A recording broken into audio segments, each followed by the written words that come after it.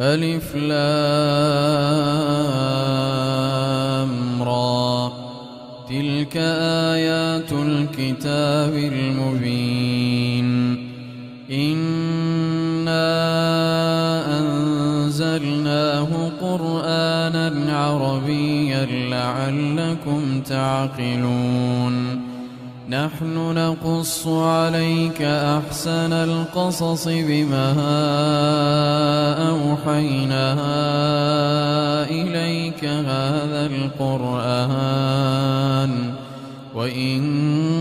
كنت من قبله لمن الغافلين. إذ قال يوسف لأبيه يا أبت إني رأيت 11 كوكبا والشمس والقمر رأيتهم لي ساجدين. قال يا بني لا تقصص رؤياك على إخوتك فيكيدوا لك كيدا إن الشيطان للإنسان عدو مبين.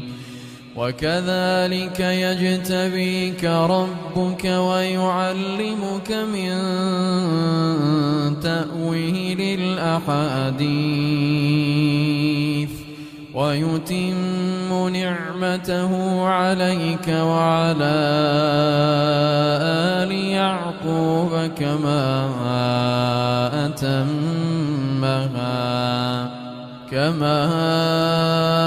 أتمها على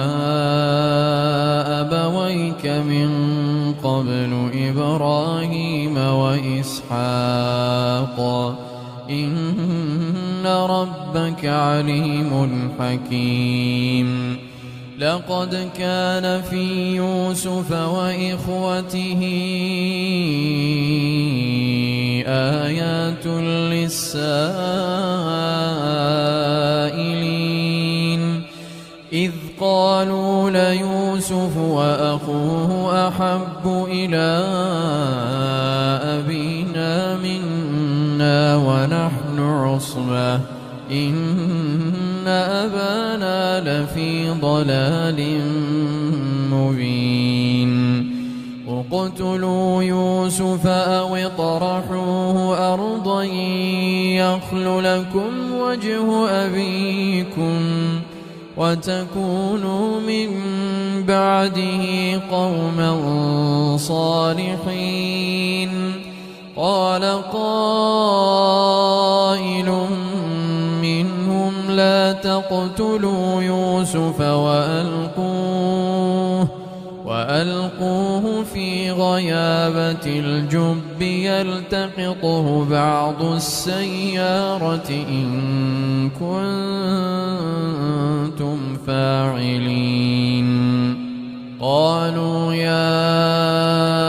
أبانا ما لك لا تأمنا على يوسف وإنا له لناصحون. أرسله معنا غدا يرتع ويلعب وإنا له لحافظون. قال إني ليحزنني أن تذهبوا به وأخاف أن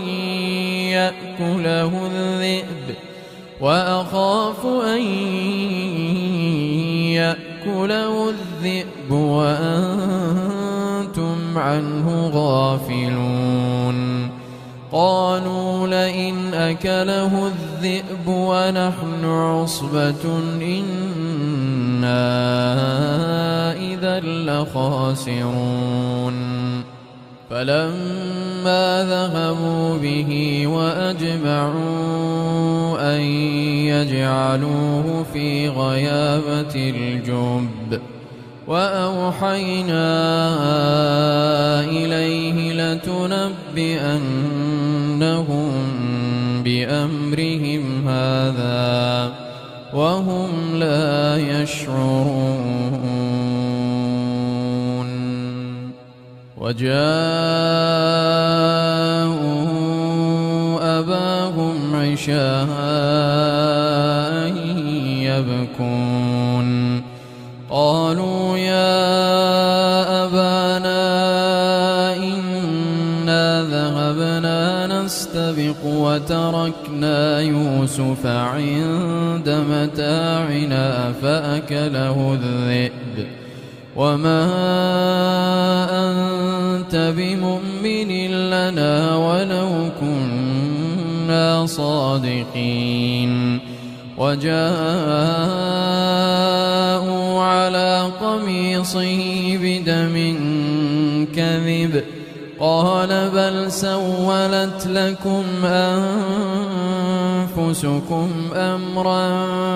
فصبر جميل والله المستعان على ما تصفون. وجاءت سيارة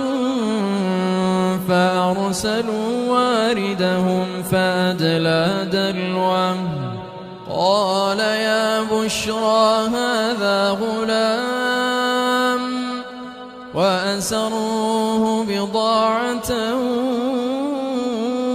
والله عليم بما يعملون. وشروه بثمن بخس دراهم معدودة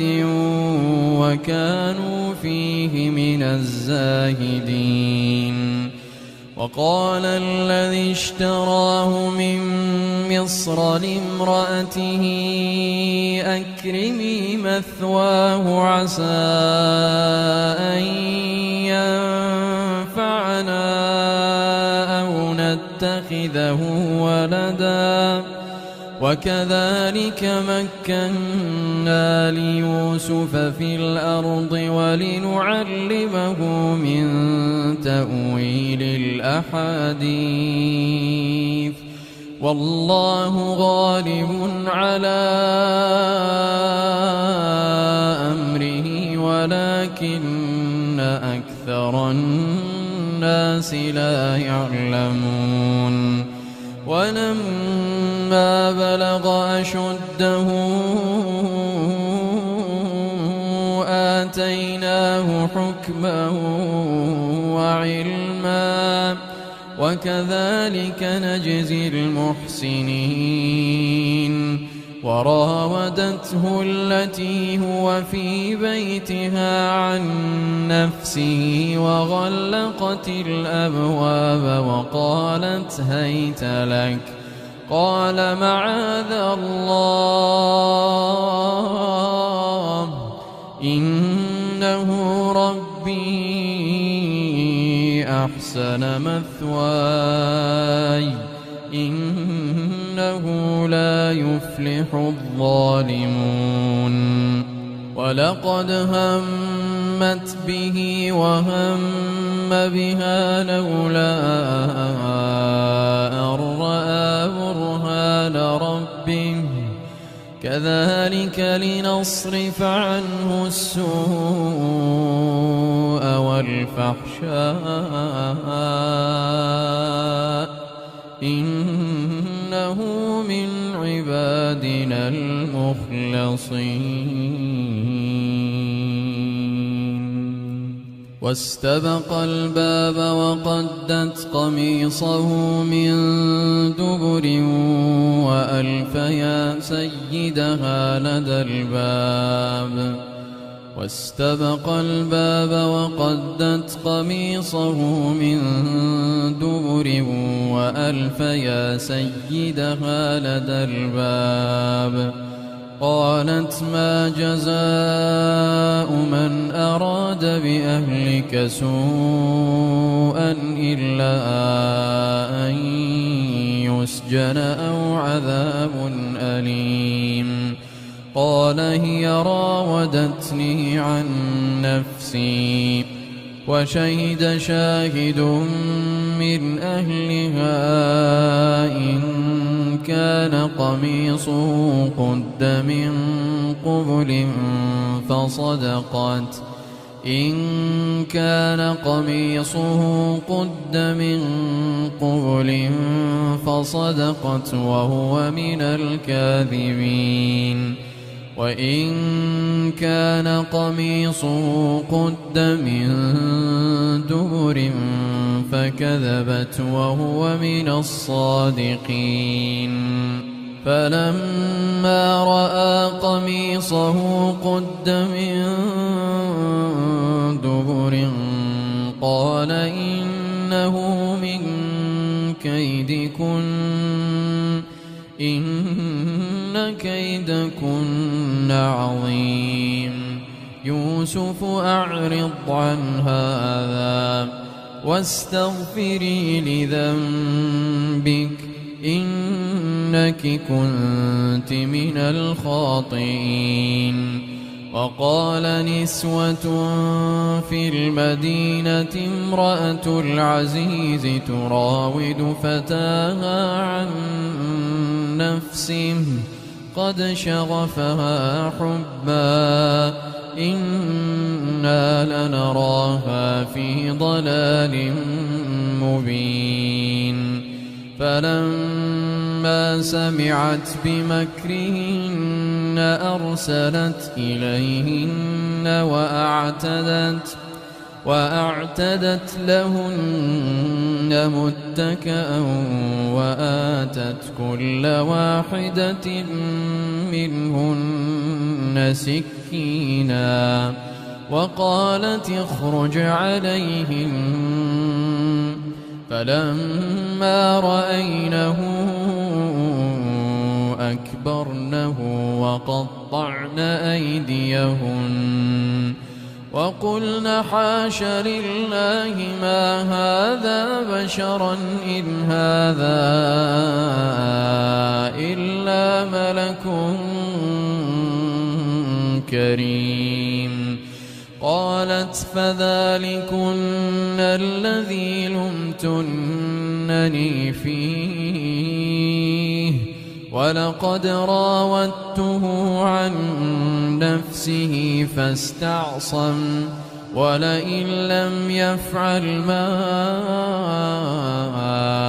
آمره ليسجنن وليكونن من الصاغرين قال رب السجن أحب إلي مما يدعونني إليه وإلا تصرف عني كيدهن أصب إليهن وأكن من الجاهلين فاستجاب له ربه فصرف عنه كيدهن إنه هو السميع العليم ثم بدا لهم من بعد ما رأوا الآيات ليسجننه حتى حين ودخل معه السجن فتيان قال أحدهما إني أراني أعصر خمرا وقال الآخر إني أراني أحمل فوق رأسي خبزا تأكل الطير منه نبئنا بتأويله إنا نراك من المحسنين قال لا يأتيكما طعام ترزقانه إلا نبأتكما بتأويله قبل أن يأتيكما ذلكما مما علمني ربي إن تركت ملة قوم لا يؤمنون بالله وهم بالآخرة هم كافرون واتبعت ملة آبائي إبراهيم وإسحاق ويعقوب ما كان لنا أن نشرك بالله من شيء ذلك من فضل الله علينا وعلى الناس ولكن أكثر الناس لا يشكرون يا صاحبي السجن أأرباب متفرقون خير أم الله الواحد القهار ما تعبدون من دونه إلا أسماء سميتموها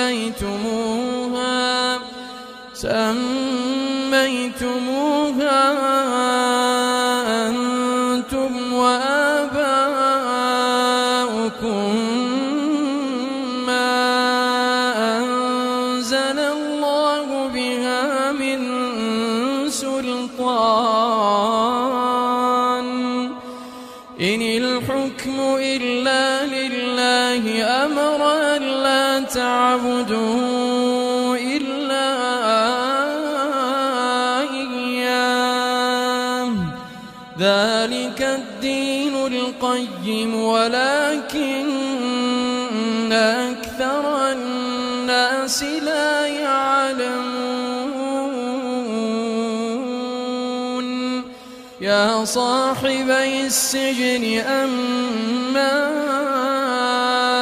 أحدكما فيسقي ربه خمرا وأما الآخر فيصلب فتأكل الطير من رأسه قضي الأمر الذي فيه تستفتيان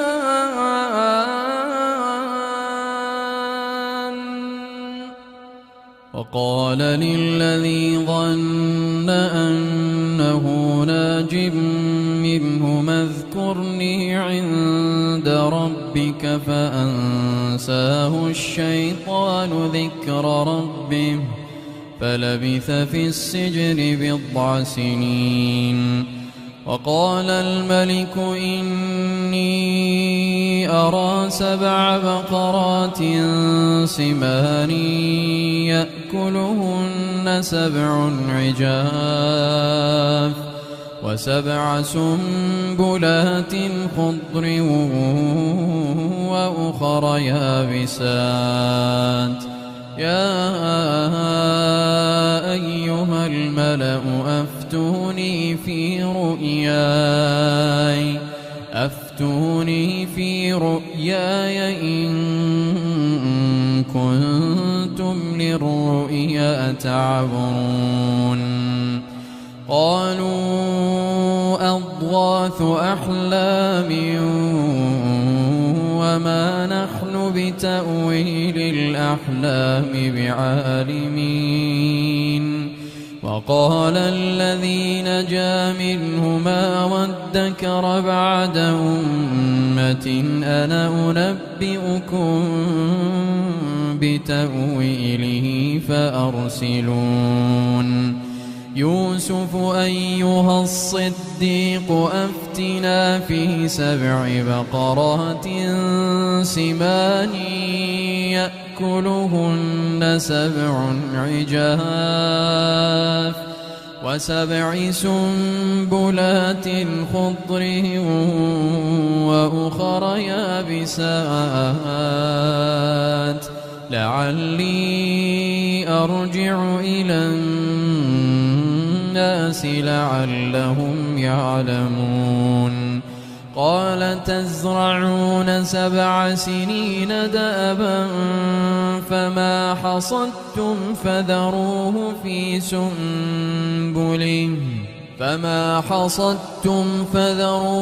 في سنبله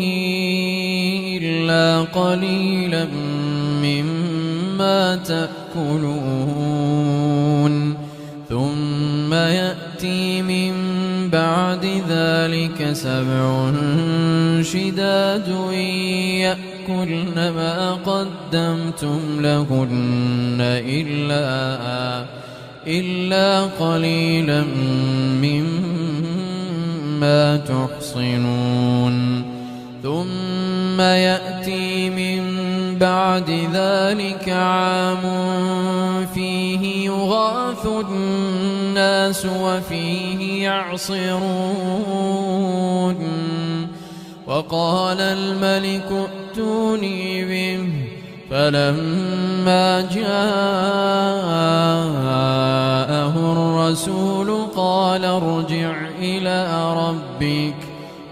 ارجع إلى ربك فاسأله ما بال النسوة اللاتي قطعن أيديهن إن ربي بكيدهن عليم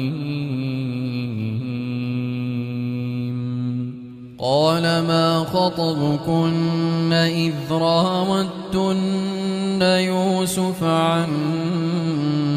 نفسه قلن حاش لله ما علمنا عليه من سوء قالت امرأة العزيز الآن حصحص الحق أنا راودته عن نفسه وإنه لمن الصادقين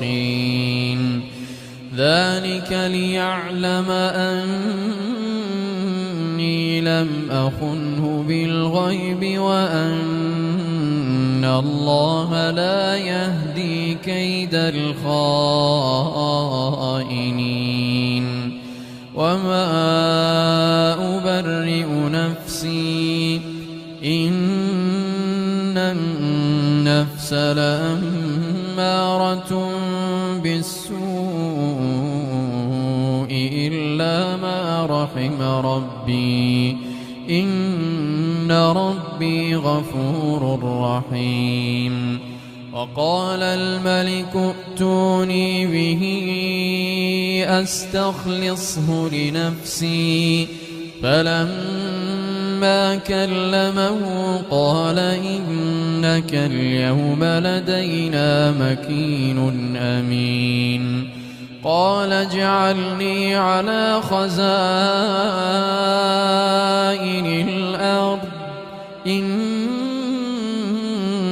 حفيظ عليم وكذلك مكنا ليوسف في الأرض يتبوأ منها حيث يشاء نصيب برحمتنا من نشاء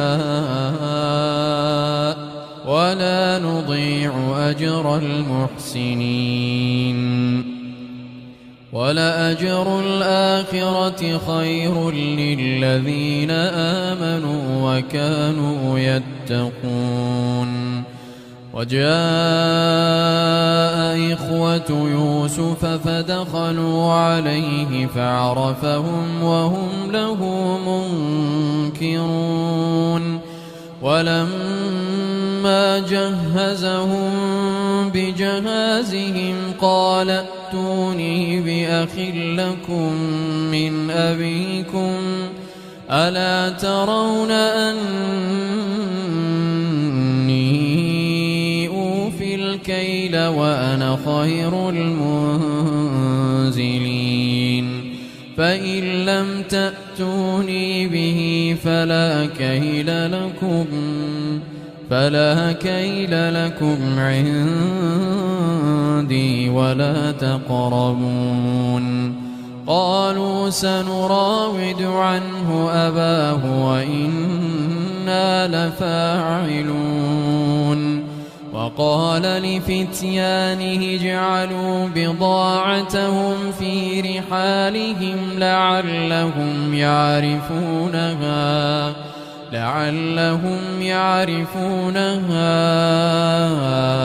إذا انقلبوا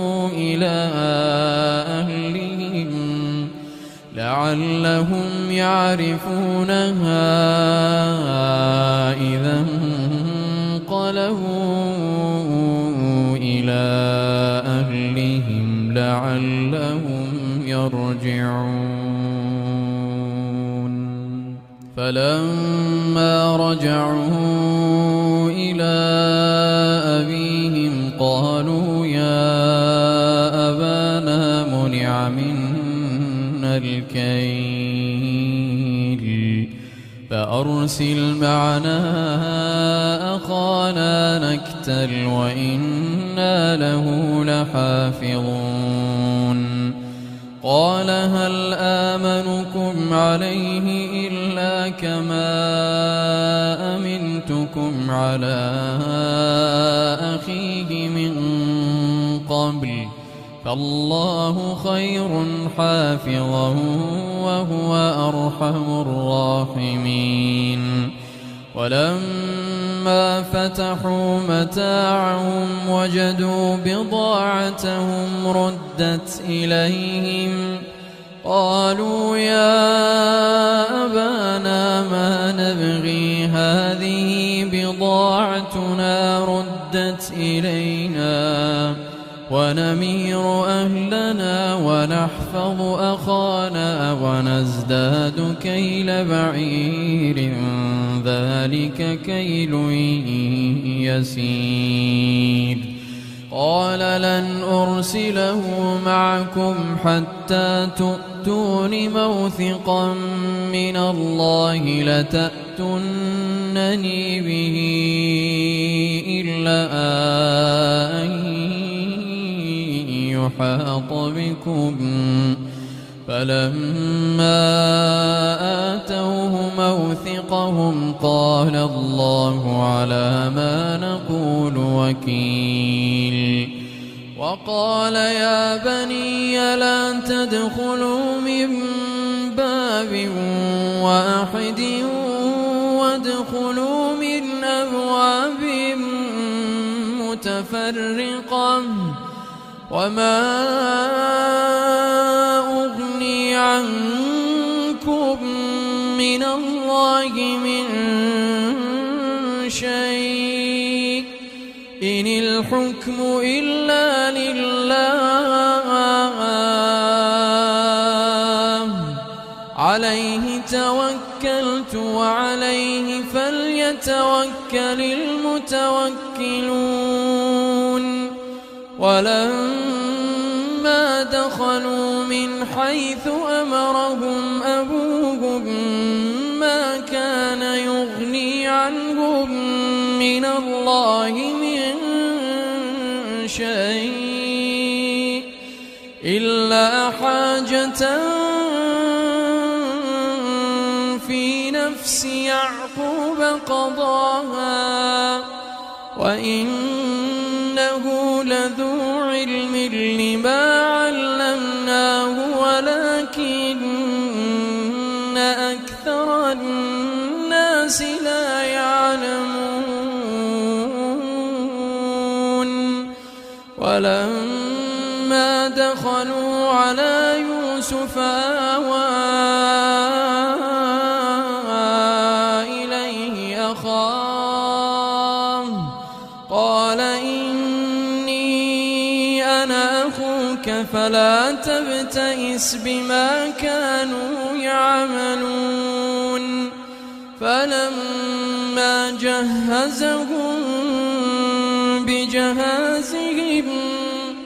جعل السقاية في رحل أخيه ثم أذن مؤذن أيتها العير إنكم لسارقون قالوا وأقبلوا عليهم ماذا تفقدون قالوا نفقد صواع الملك ولمن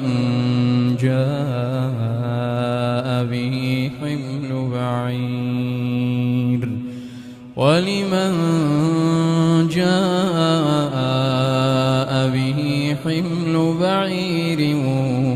وأنا به زعيم قالوا تالله لقد علمتم ما جئنا لنفسد في الأرض وما كنا سارقين قالوا فما جزاؤه إن كنتم كاذبين قالوا جزاؤه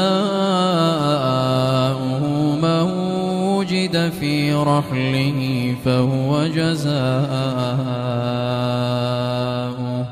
كذلك نجزي الظالمين فبدأ بأوعيتهم قبل وعاء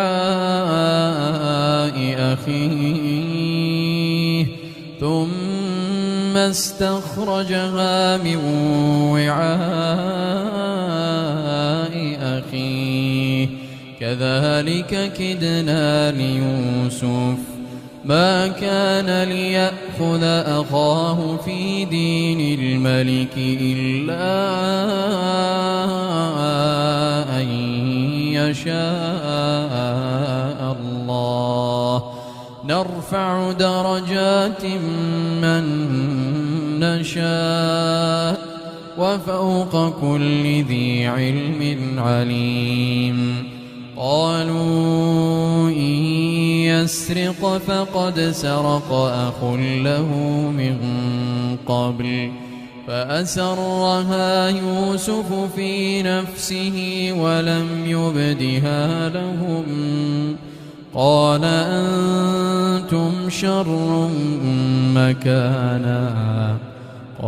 أنتم شر مكانا والله أعلم بما تصفون قالوا يا أيها العزيز إن له أبا شيخا كبيرا فخذ أحدنا مكانه إنا نراك من المحسنين قال معاذ الله أن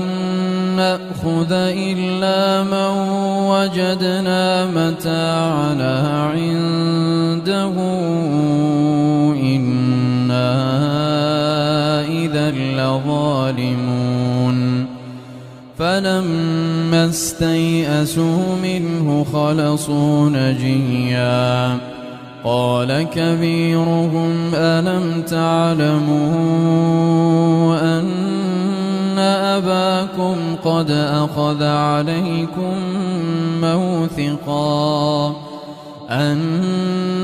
أباكم قد أخذ عليكم موثقا من الله ومن قبل ما فرطتم في يوسف فلن أبرح الأرض حتى يأذن لي أبي أو يحكم الله لي وهو خير الحاكمين ارجعوا إلى أبيكم فقولوا يا أبانا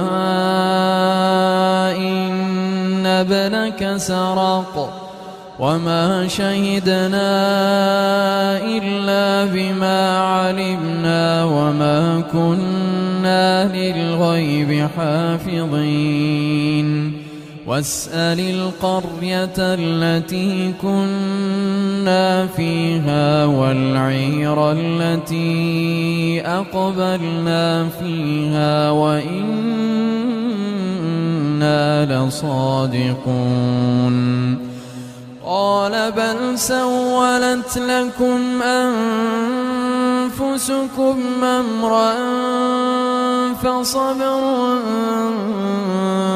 جميل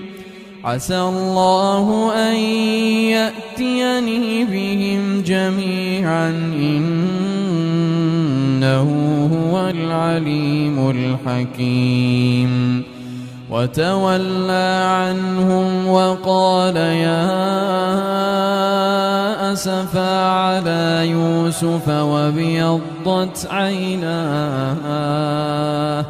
وابيضت عيناه من الحزن فهو كظيم قالوا تالله تفتأ تذكر يوسف حتى تكون حرضا أو تكون من الهالكين قال إنما أشكو بثي وحزني إلى الله وأعلم من الله ما لا تعلمون يا بني اذهبوا فتحسسوا من يوسف وأخيه ولا تيأسوا من روح الله إنه لا ييأس من روح الله إلا القوم الكافرون فلما دخلوا عليه قالوا يا أيها العزيز مسنا وأهلنا الضر وجئنا ببضاعة مزجاة فأوف لنا الكيل وتصدق علينا إن الله يجزي المتصدقين قال هل علمتم ما فعلتم بيوسف وأخيه إذ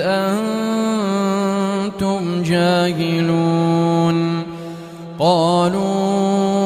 أئنك لأنت يوسف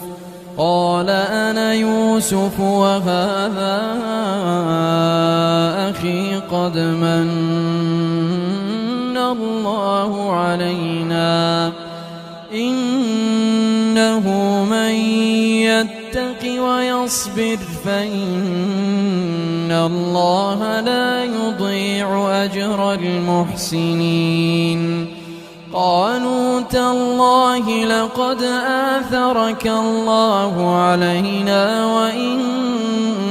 كنا لخاطئين قال لا تثريب عليكم اليوم يغفر الله لكم وهو أرحم الراحمين اذهبوا بقميصي هذا فألقوه على وجه أبي يأت بصيرا وأتوني بأهلكم أجمعين ولما فصلت العير قال أبوهم إني لأجد ريح يوسف لولا أن تفندون قالوا تالله إنك لفي ضلالك القديم فلما أن جاء البشير ألقاه على وجهه فارتد بصيرا قال ألم أقل لكم إني أعلم من الله ما لا تعلمون قالوا يا أبانا استغفر لنا ذنوبنا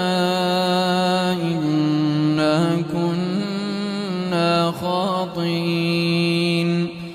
قال سوف أستغفر لكم ربي إنه هو الغفور الرحيم فلما دخلوا على يوسف آوى إليه أبويه وقال ادخلوا مصر إن شاء الله آمنين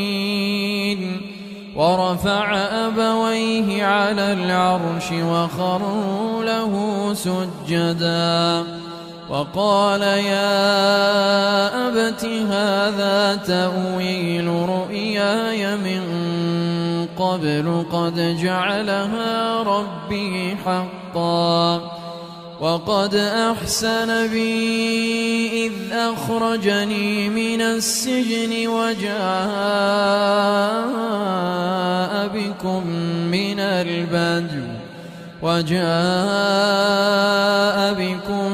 من البدو من بعد أن نزغ الشيطان بيني وبين إخوتي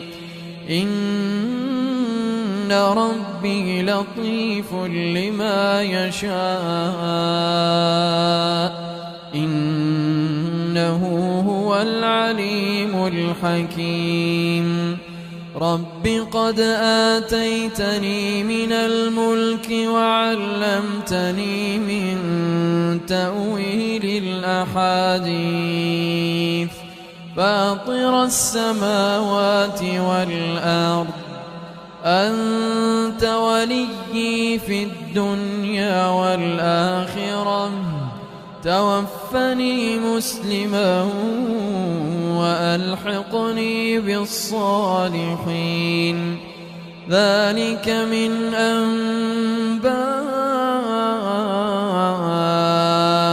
الغيب نوحيه إليك وما كنت لديهم إذ أجمعوا أمرهم وهم يمكرون وما أكثر الناس ولو حرصت بمؤمنين وما تسألهم عليه من أجر إن هو إلا ذكر للعالمين وكأي من آية في السماوات والأرض يمرون عليها وهم عنها معرضون وما يؤمن أكثرهم بالله إلا وهم مشركون أفأمنوا أن تأتيهم غاشية من عذاب الله أو تأتيهم الساعة بغتة وهم لا يشعرون قل هذه سبيلي أدعو إلى الله على بصيرة أنا ومن اتبعني وسبحان الله وما أنا من المشركين وما أرسلنا من قبلك إلا رجالا نوحي إليهم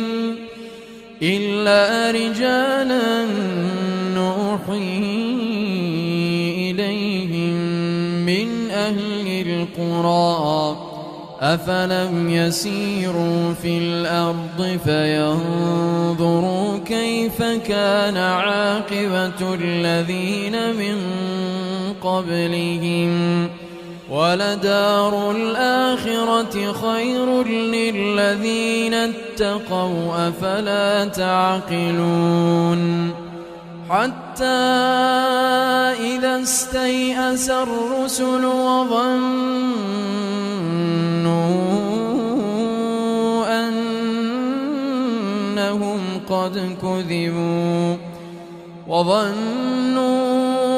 أنهم قد كذبوا جاءهم نصرنا فنجي من نشاء ولا يرد بأسنا عن القوم المجرمين لقد كان في قصصهم عبرة لأولي الألباب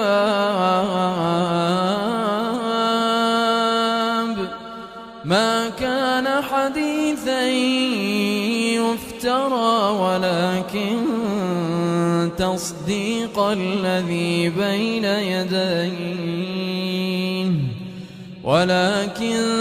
تصديق الذي بين يديه وتفصيل كل شيء